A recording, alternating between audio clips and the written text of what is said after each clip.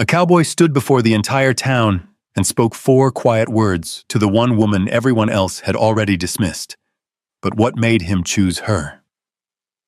The church bell rang once.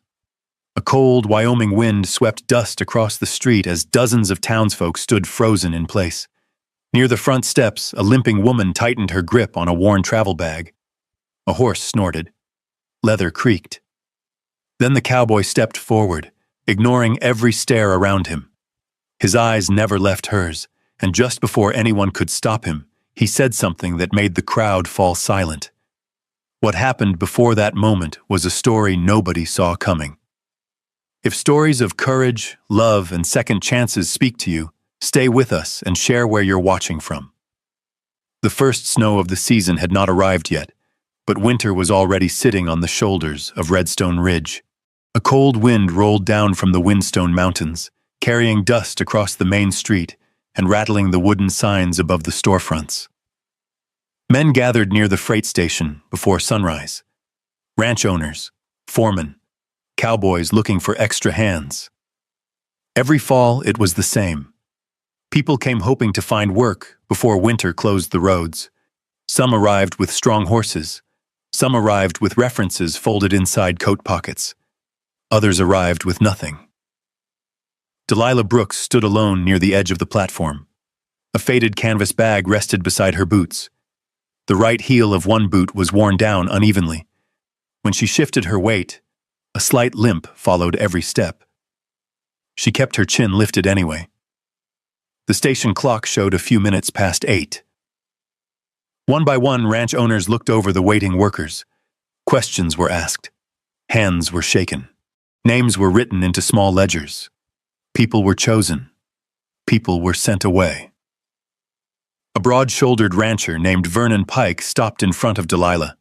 He looked at her bag, then at her shoes, then at the way she stood. "You worked before?" he asked. "Yes, sir." "What kind of work?"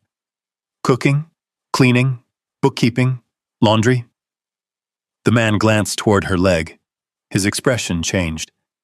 "We already filled the position." He walked away before she could answer. Delilah lowered her eyes for only a second. Then she straightened again. The morning dragged on. Another ranch owner stopped. Another question. Another glance, another refusal.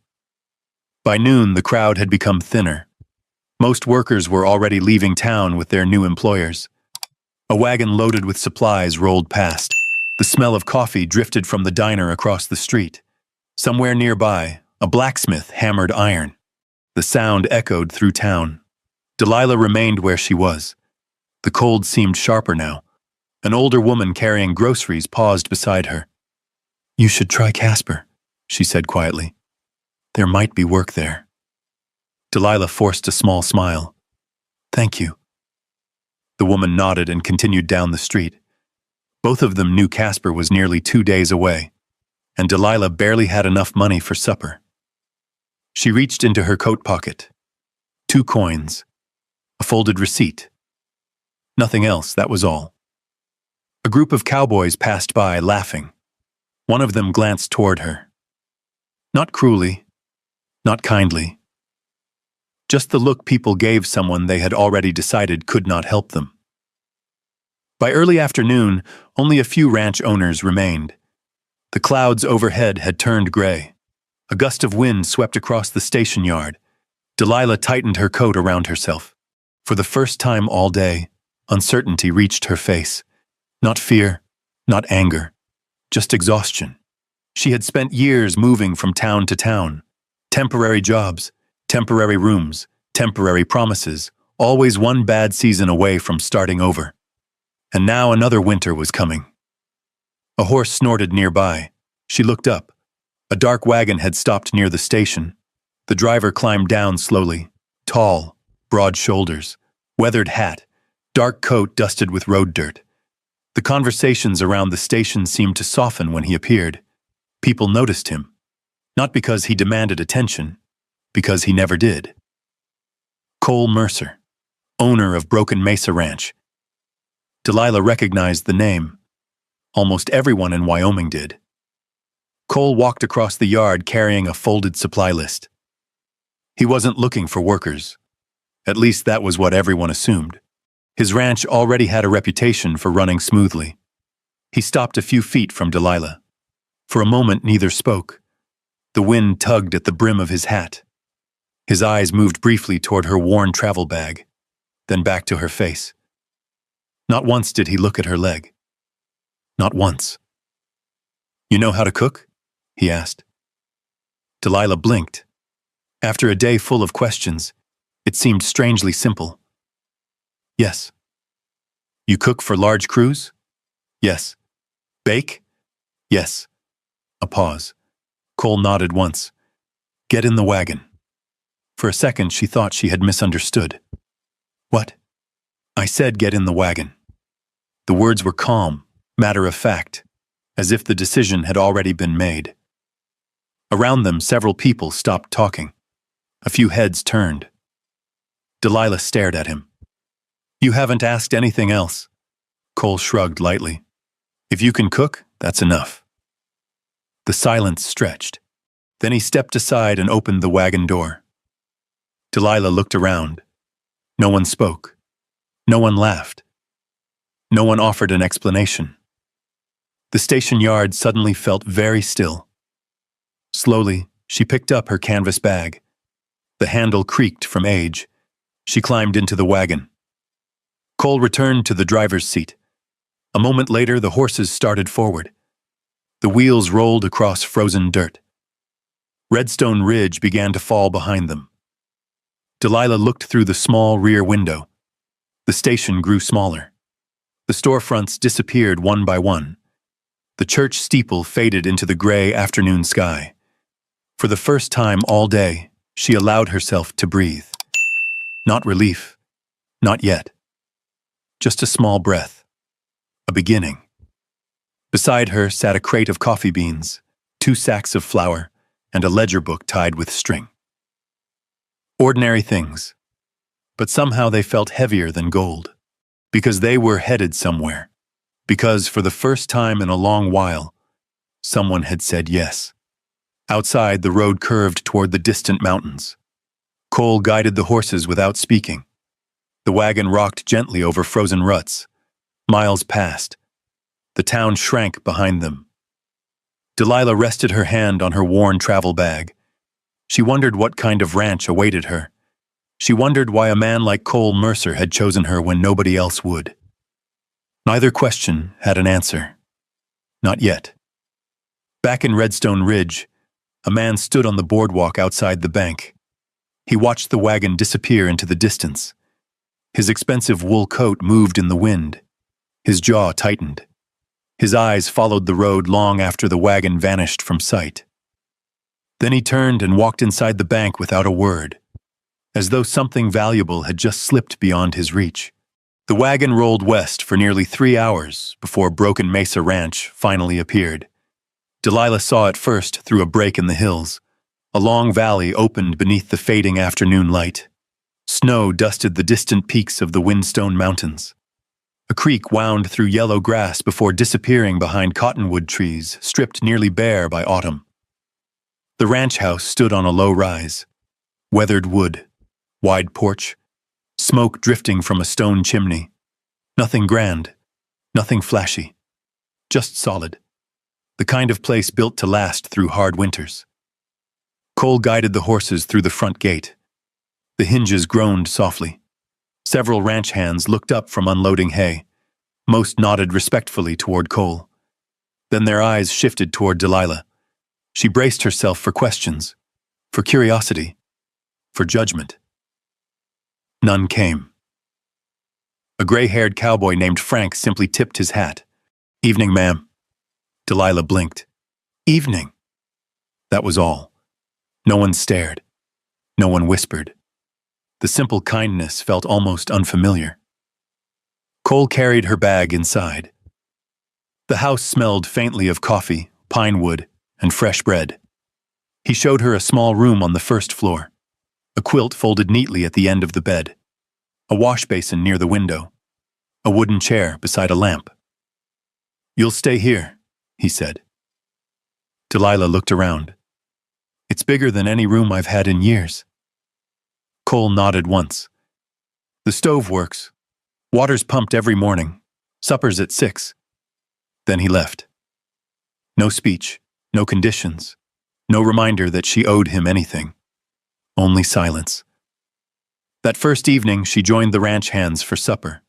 Stew, cornbread, coffee strong enough to wake the dead. Conversation drifted around the table.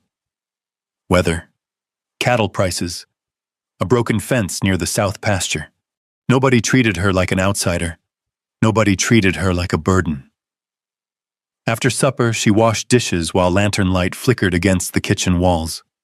When she finished, she noticed a stack of ledgers on a shelf, carefully organized, receipts tied with twine, supply records, feed invoices, everything in order. The next morning, Cole handed her a key. Pantry. Delilah looked surprised. You trust me with it already? If I didn't trust you, you wouldn't be here.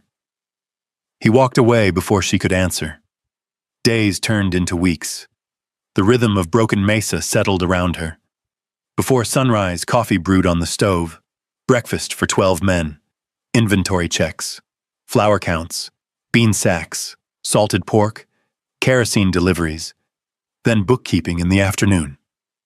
At night, she balanced figures beneath the glow of an oil lamp. For the first time in years, her life felt steady. One afternoon, an 11-year-old boy wandered into the kitchen carrying a stray puppy.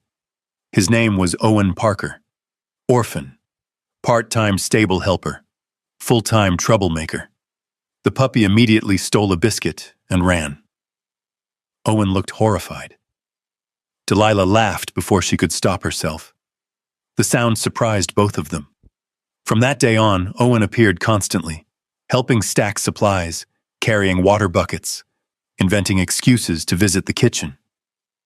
The ranch slowly became something she had forgotten was possible, a place where people expected her tomorrow. One chilly evening, Delilah stepped onto the porch after supper. The moon hung low above the valley. She paused. Something looked different. The front steps, the side path, the narrow walkway beside the garden. She stared for several seconds before realizing what had changed. The uneven stones had been replaced.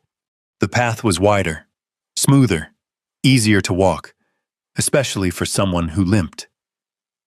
The next morning, she noticed the same thing near the barn and beside the smokehouse.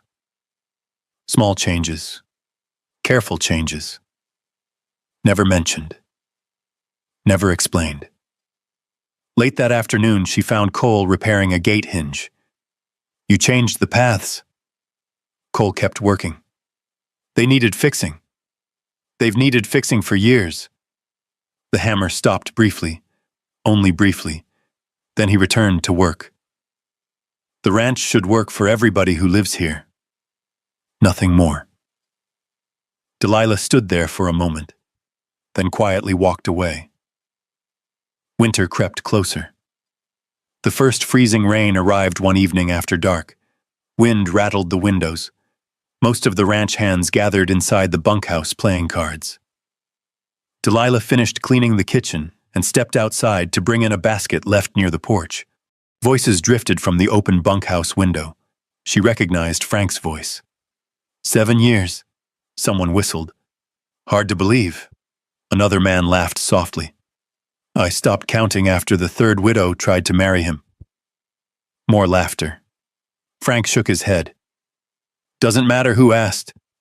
Cole always said no. Maybe he's married to the ranch. No. It's worse than that. A pause followed. Then Frank spoke more quietly. He loved his wife. Never looked at another woman after she passed. The room fell silent. Delilah stood frozen in the darkness. Rain tapped against the porch roof. She suddenly understood something. The distance. The quiet. The careful way Cole carried himself. Not coldness. Not indifference. Loss. A deep one. The next morning dawned clear and cold. Frost covered the pasture. Owen raced toward the house carrying the mailbag. "Morning delivery!" He burst through the kitchen door. Several letters landed on the table. Feed invoices, a catalog, a bank notice, then one plain envelope. No return address. Only Cole's name written across the front. Cole opened it while drinking coffee. His expression didn't change, but the cup stopped halfway to his mouth. Delilah noticed. So did Frank. "What is it?" Frank asked. Cole folded the paper. Nothing in his face moved, yet something in the room shifted. A faint tension, like distant thunder. He placed the letter into his coat pocket, then stood. "I'll handle it." That was all he said. But long after he left the kitchen, Delilah could not stop thinking about the look in his eyes. Because for the first time since arriving at Broken Mesa Ranch, she had seen something stronger than silence. Concern. And somewhere beyond the frosted windows, someone had decided she did not belong there. The letter remained in Cole's coat pocket for 3 days. He never mentioned it. No one asked. Life at Broken Mesa Ranch continued as it always had. Before dawn, lanterns glowed in the kitchen. Coffee simmered on the stove. Horses stamped their hooves against the cold. The valley settled deeper into winter. Yet something had changed. The feeling arrived quietly, like a draft beneath a closed door. Delilah noticed it first when Frank came into the kitchen one morning carrying a broken padlock. He set it on the table beside her ledger book. "Found this at the North Horse Barn." Delilah looked up. "The lock broke?" Frank shook his head. "Somebody cut it." The old cowboy glanced toward the window. Then he picked up the lock and walked away. Nothing else was said. That evening, 2 horses wandered into the south pasture after someone left a gate open. A week later, a section of fence near Willow Creek was found cut clean through, not broken. Cut. The ranch hands spent half a day repairing it. Cole rode the property lines himself. The snow had begun falling regularly now. Thin white layers covered the hills each morning. Tracks disappeared quickly. Evidence vanished. Questions remained. Then 3 head of cattle disappeared. The entire ranch felt the loss. Not because of the number, because it was impossible to ignore the pattern anymore. Something was wrong. One afternoon, Delilah carried inventory records into town. The mercantile smelled of lamp oil and flour sacks. She handed receipts to the owner. While waiting for change, she noticed 2 women speaking quietly near the fabric counter. Their voices dropped when they saw her. One woman looked away. The other didn't. "I heard she arrived right before the trouble started." The words floated through the store. Not loud, not whispered. Just enough. Delilah stood still. The merchant pretended not to hear. A few moments later, she left with her supplies and climbed into the wagon. Outside, snow drifted across Main Street. Inside her chest, something heavier settled. By the time she returned to the ranch, Owen was waiting near the gate. "Did you bring peppermints?" She smiled despite herself. "Maybe." The boy grinned. For a little while, the rumors stayed outside the ranch fences, but not for long. The next Saturday, Cole attended a livestock auction in Redstone Ridge. Delilah accompanied him to help with accounts. The sale barn buzzed with voices: cowboys, traders, bankers, ranch owners. As they moved through the crowd, conversations paused. Not openly, not dramatically, just enough to notice. Near the auction ring stood Harlan Crow. Tall, expensive coat, silver watch chain across his vest. The same man who had watched the wagon leave town weeks earlier. His smile never reached his eyes. "Mercer." Cole nodded. "Crow." Harlan glanced toward Delilah. "Looks like you've brought yourself new help." Cole's expression remained unchanged. "She's part of the ranch." For a brief moment, something flickered across Harlan's face. Annoyance. Maybe disappointment. Then it vanished. Hope she works out better than your last investment. The words sounded harmless, but they landed differently. Cole turned away without responding. Harlan's smile widened. Delilah noticed, and she remembered it. The attacks became bolder after that. A feed shed door left open during a storm. Tools moved from their usual places. False stories spreading through town. Each problem somehow circled back toward her.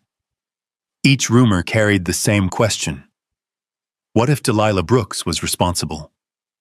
One evening, Frank entered the kitchen with Snow on his shoulders. He placed a folded newspaper on the table. A story had been marked in pencil. The article described thefts at nearby ranches. Someone had written a single sentence across the margin. Look closer at the woman. Delilah stared at the words. Frank quietly folded the paper shut. I don't believe any of it. She nodded. Neither spoke for several seconds. Outside, wind pushed against the windows. Inside, the stove crackled softly. The silence felt kinder than sympathy. That night, Cole found her sitting alone on the porch. The valley below lay buried beneath moonlit snow. You should be inside, he said. So should you.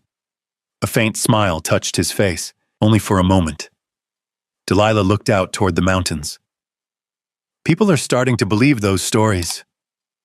Cole leaned against a porch post. No. Some do. No, he repeated.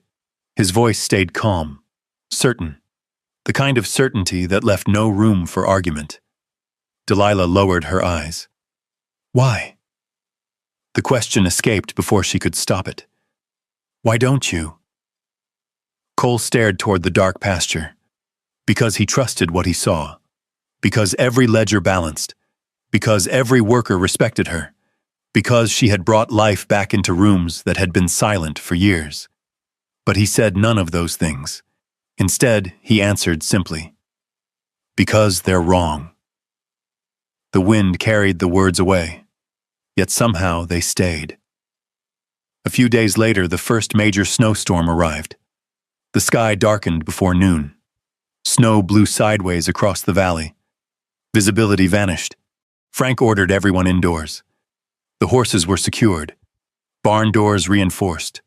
Lanterns lit early. By evening, the storm roared across the mountains like a living thing. Inside the ranch house, Delilah helped prepare supper. Afterward, she stepped outside briefly to secure laundry left beneath the porch roof. Just for a moment. Just long enough. Hours later, Owen noticed something first. Where's Miss Delilah? No one answered. The kitchen stood empty. Her coat was gone. So were her gloves. Cole searched every room, every barn, every shed. Nothing. Then one of the ranch hands returned from checking the lower pasture. Snow covered his shoulders. His face had gone pale. We found her horse. The room froze. Where? Near Raven's Cut. A narrow canyon several miles north. Dangerous even in good weather. Deadly in a storm. Without hesitation, Cole reached for his coat. Frank stepped forward. You can't see 10 feet out there. Cole grabbed a lantern, then another. I don't care. The old cowboy looked at him, really looked at him, and understood something. Neither man spoke of it. A few minutes later, Cole rode into the blizzard alone. The storm swallowed horse and rider almost immediately. Hour after hour he searched. Snow, darkness, wind, nothing else. Until near midnight he spotted movement among the rocks. A trapped horse, a torn blanket. Then Delilah, cold, shaken, alive. She had slipped while trying to return from checking on a stranded calf near the canyon edge. Cole helped her to shelter beneath an overhang of stone. For several minutes, neither spoke. Only the howl of wind filled the darkness. Then Delilah stared into the storm. Her voice came quietly. There was never an accident. Cole looked at her. What? The wagon years ago. Snow swirled beyond the rocks. Delilah's hands tightened around the blanket. The crash that damaged my leg. She swallowed. Someone caused it. A long silence followed. Then she met his eyes. Someone tried to kill me. The wind howled across the canyon. Snow swept past the narrow opening of the rock shelter. For a moment, neither of them spoke. Cole sat beside the small lantern he had carried into the storm. Its flame flickered with every gust that slipped inside. Delilah stared into the darkness beyond the rocks. I never told anyone, she said quietly. Cole waited. Years of ranch life had taught him something important. People told the truth when they were ready. Not before. My father worked for a freight company near Cheyenne. Her voice remained steady. He passed when I was 22. After that, I took a bookkeeping job with the same company. Snow rattled against the stone. I handled invoices, delivery records, livestock manifests. She pulled her coat tighter. One day I noticed numbers that didn't match. Cole listened. The same cattle were being recorded twice. Some shipments existed on paper but never arrived anywhere. She paused. I thought it was a mistake. But it wasn't. No. The lantern crackled softly. Delilah lowered her gaze. I started copying records. Names, dates, payment receipts. Her fingers tightened around the blanket. Someone found out. The silence stretched. 3 days later, my wagon lost a wheel on a mountain road. Cole understood immediately. It wasn't an accident. No. The word barely escaped her lips. When I woke up, my leg was broken. The records were gone. Outside, the storm continued to rage.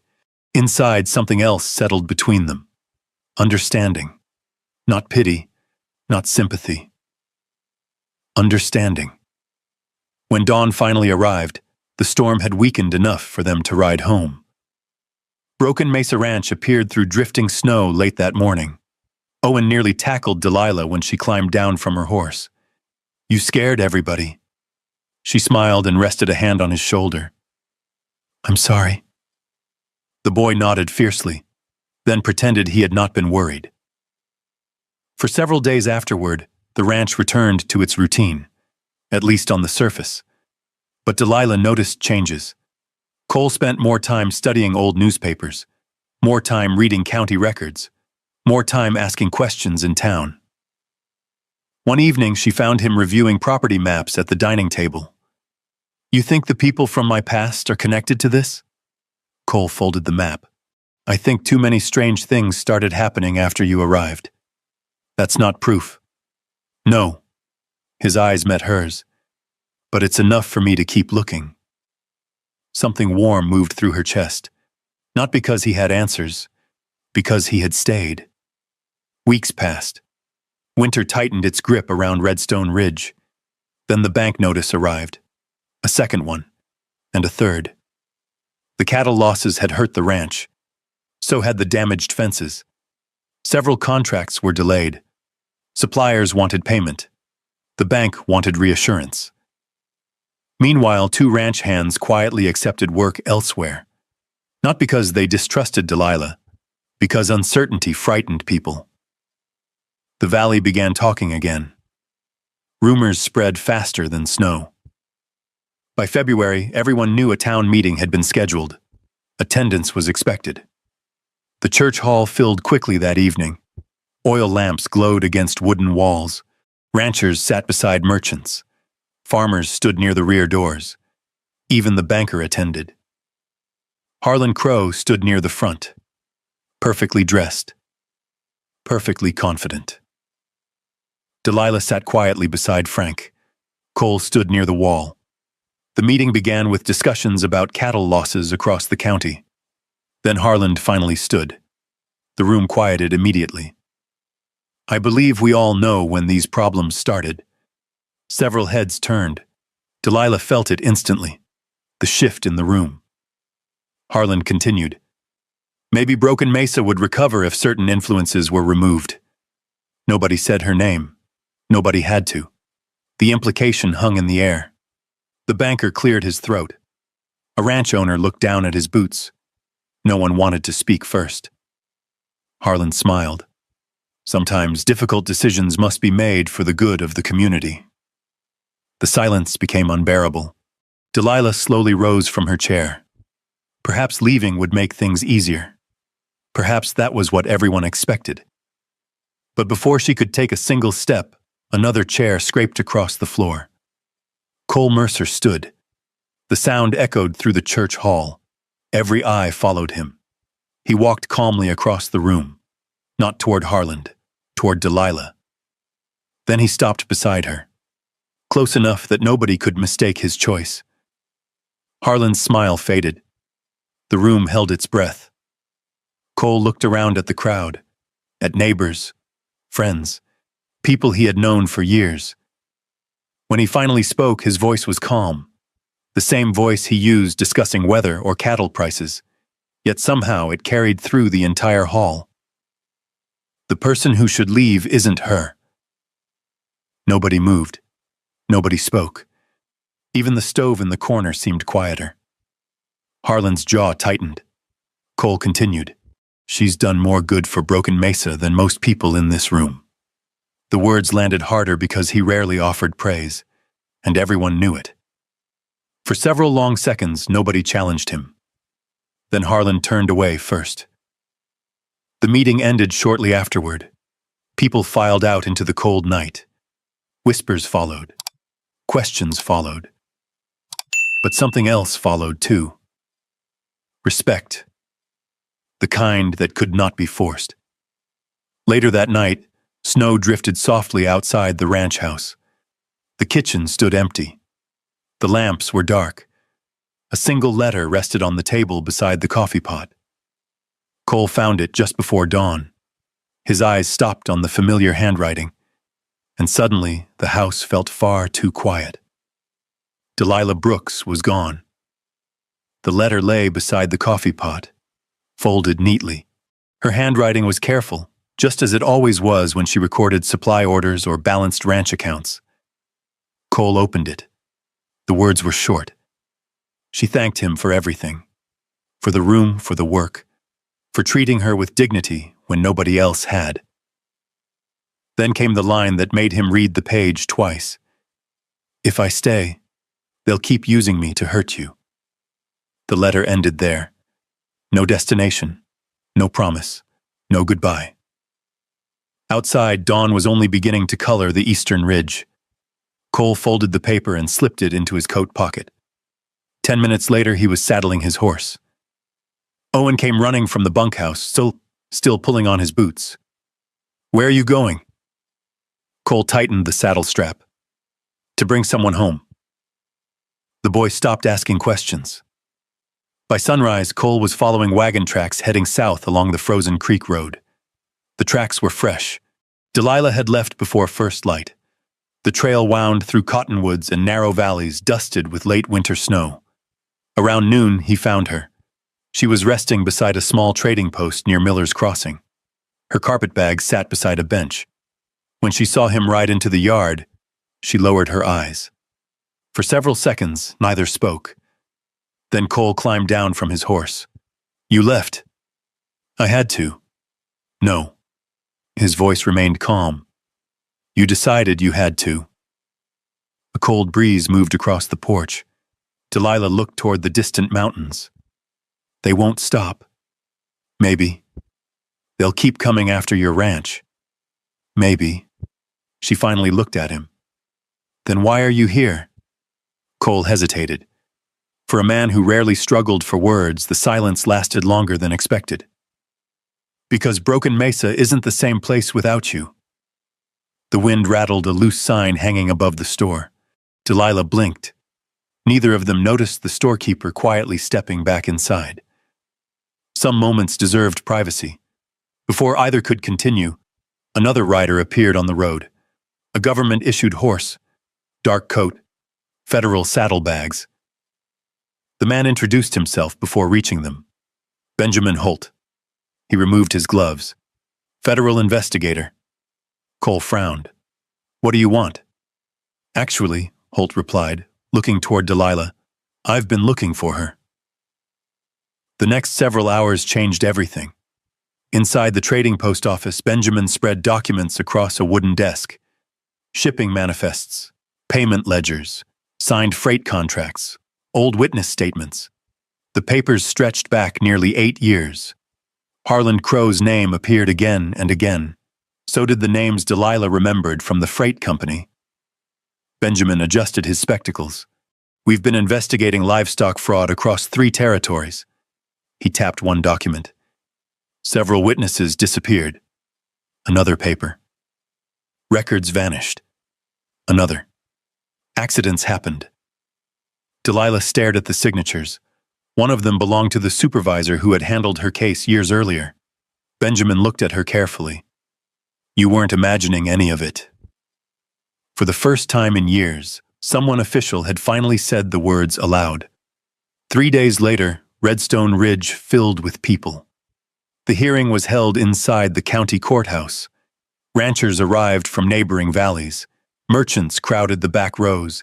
Even those who once repeated rumors about Delilah showed up. Harlan Crow entered with his usual confidence. That confidence lasted less than an hour. Benjamin Holt presented document after document. Witness after witness, bank transfers. Fraudulent cattle shipments. False invoices. Hidden partnerships. Then came testimony connecting Harlan's associates to the sabotage of Delilah's wagon years before. The room became silent. Not dramatic silence. The heavier kind. The kind that settles when people realize the truth has been standing in front of them all along. Harlan stopped smiling. By late afternoon, federal deputies escorted him from the courthouse. Nobody cheered. Nobody celebrated. They simply watched. Because some victories felt too serious for applause. Outside, townspeople slowly drifted away. A few offered Delilah quiet apologies. Others simply nodded. Many could not meet her eyes. She accepted none of it with bitterness, and none of it with triumph. The truth was enough. Winter finally loosened its grip. Snow melted from the hillsides. Grass returned to the valley. Streams ran full again. Several weeks later, Redstone Ridge gathered for the annual spring festival. Children raced through the churchyard. Musicians played near the wooden gazebo. Fresh pies cooled on long tables covered with white cloth. Delilah stood near the church steps speaking with Owen. She wore a simple blue dress. Nothing fancy. Nothing expensive. Yet she seemed more at peace than she had ever been. Then the church bell rang. Several people turned. Cole Mercer was crossing the square. Slowly. Deliberately. The crowd sensed something unusual and gradually grew quiet. Delilah watched him approach. Her heartbeat quickened. Cole stopped directly in front of her. For a moment he simply looked at her. The same way he had that first day in town. Not at her injured leg. Not at her past. At her. Only her. The spring wind moved gently through the valley. Finally he spoke. The day I met you, everybody else saw a woman with a limp. The square became completely silent. I saw the strongest woman I'd ever met. Delilah's eyes shimmered.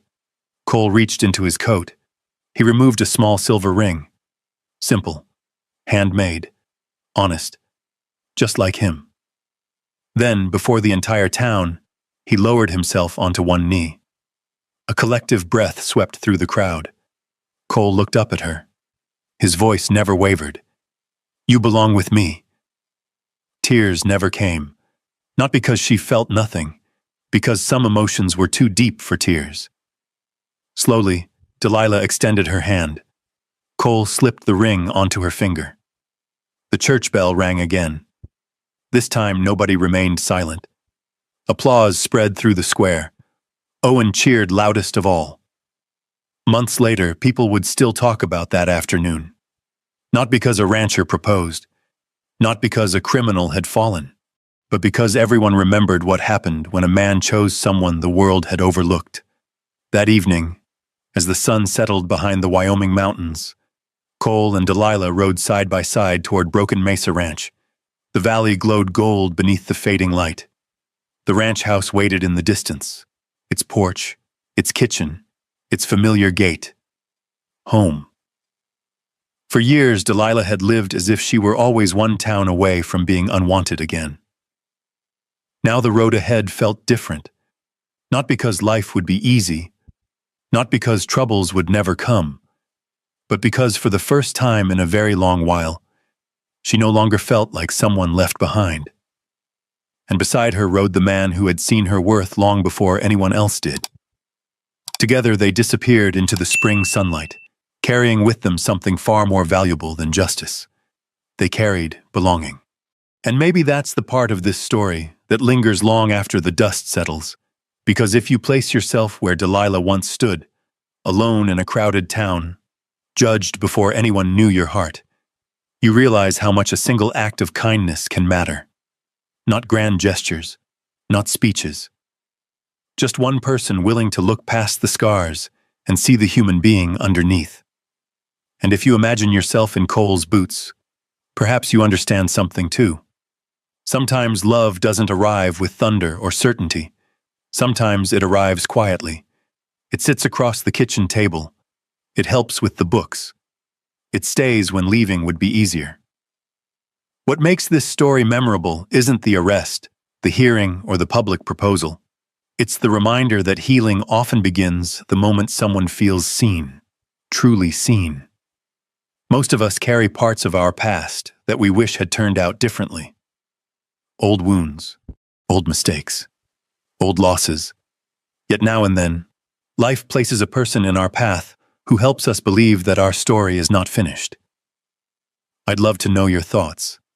Which moment in Cole and Delilah's journey stayed with you the most? And if stories like this bring you a little hope, a little comfort, or simply a quiet place to rest at the end of the day, I hope you'll join us again.